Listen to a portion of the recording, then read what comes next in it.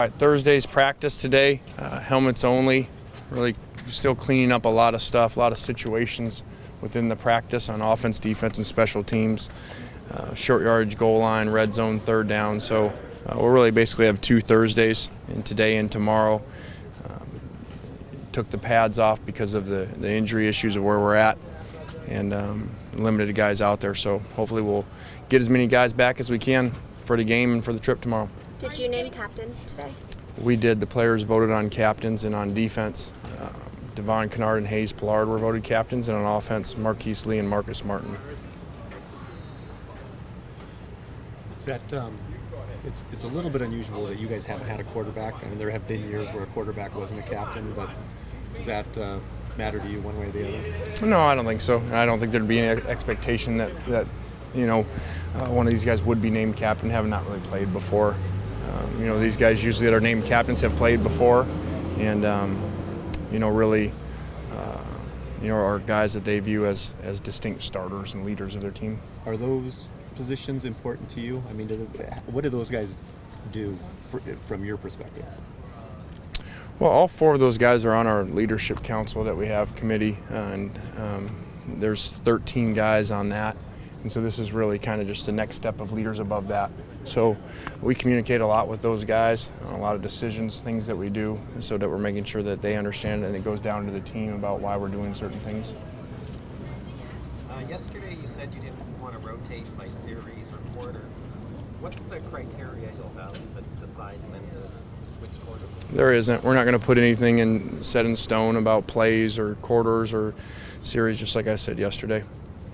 Is it just like your gut feeling on the game? Or? Yeah, we'll get a feel for how the game's going and make decisions as we go. At this point, And we do that with a lot of positions. At this point, are they basically competing to see who will go first? Well, they've always been competing, and since they've been here, I mean, they're still going to be competing regardless of who goes first and regardless of who plays more. And they're competing in everything. They're very competitive guys, and I thought both guys did really well today. At this point, what are the strengths and weaknesses of your quarterbacks? Well, I think what's happened is they've really taken the weaknesses out of their game. I think with Max, some shorter passes with touch were an issue a year ago coming into this camp. Throwing the ball too hard at times, and he's really worked on that and done better, and the drops have come down when he's in there because of that. And with Cody, really the deep ball accuracy, he's really worked on a lot in the offseason, and you can definitely see a difference in the deep ball accuracy, and then him getting away from the center on his drops as well. How have you seen Silas Redd grow just from a leadership standpoint from the time he got here last summer to now?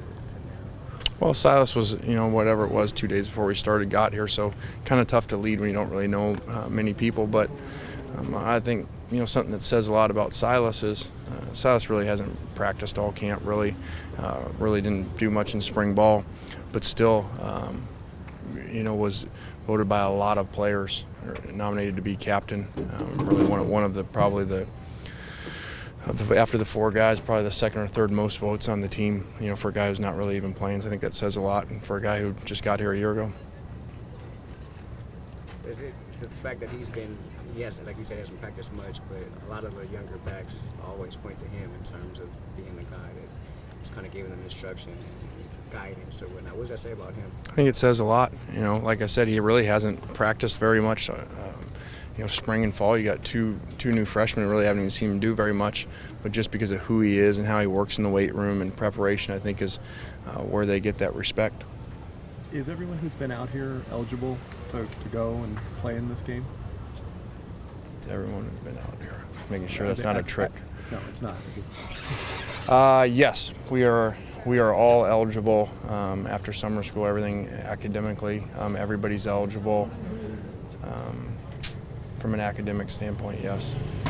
How about from a team discipline standpoint? Are there any issues where guys wouldn't go because of... No, we're good.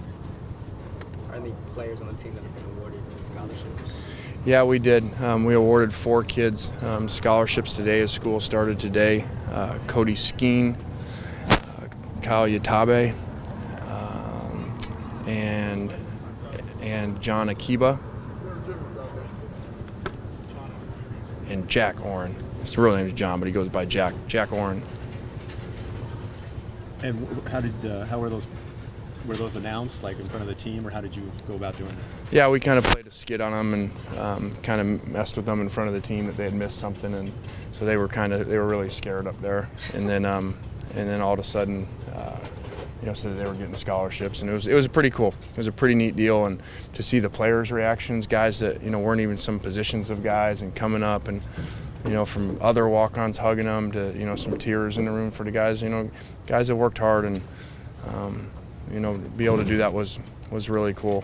I kind of walked out of there saying, that finally something good came of the sanctions. It would be the first thing that we've been able to do that we wouldn't have done otherwise, because we wouldn't have those scholarships sitting there. And do they have those through next fall, or is that just for the semester? How does that work? No, all of those guys either have graduated or will graduate this fall, so it allows them to finish up this fall. A lot of younger guys are going to have the opportunity to see playing time against Hawaii. How do you think that they're handling game week practices? Well, I think they're doing well. We don't have a lot of freshmen because of the small class, but yet a majority of them are going to play. So, and some in very big roles on offense, defense, special teams. So I think they're doing really well. We'll continue to manage them, continue to educate them. That's our job, is to make sure that they play really well in a first game and not have those jitters. Wait, I know you mentioned you're trying to get guys back healthy. Do you know where you guys are at with that? It was 19 the other day. Yeah, we still got a long ways to go. I'm not going to get into all the individual names and stuff, but there were a lot of guys that still did not practice today, unfortunately, and I got a feeling there's going to be a number of guys not even make this trip. After Marquise got hurt a couple weeks ago, he talked about how he has work to do once he gets back. Where are you guys at with that? Yeah, I think we've cleaned up. He's stayed healthy since then. We've been able to clean up some stuff within his game, some smaller details, even through preseason game 3. Just last time in the Coliseum, that we're still showing up, that he's taking very serious and working on, and I think he's in a really good place right now. And we still got a lot of work to do. We haven't played a game yet, so it's not just about being ready for the first game. It's continuing to improve throughout the year. If there's guys that you think may not play but still have a couple more days, will you take them on the trip with the hope that they might make it? Yeah, it's all different. We can only bring 80 by rule, and so we're still on some decisions back and forth on some guys, and we'll even go all the way up till tomorrow's practice, tomorrow afternoon's practice, before we leave, to see how a couple guys move around, whether we take them. And if we rule them out at that point, for the most part, we're going to leave those guys and leave them here to rehab and get ready for the next game. As you guys broke camp and entered game week, what has risen as the biggest concern for you heading into this game, aside from the injuries? Well, I think I think it's going to be 3 things. I think it's going to be the offensive line with, the new guys really playing new spots with the center, left guard, and left tackle. Being in different spots there and coming together. I think that it's going to be the quarterback play, obviously, with 2 guys that haven't played very much, and in a new year. And it's going to be the defensive secondary.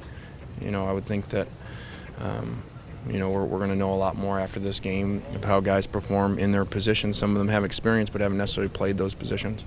What about at right guard? Is Andre, are they still kind of going after it? Yeah, they're really Andre and John and Jordan Simmons, are all not full strength, so we'll see.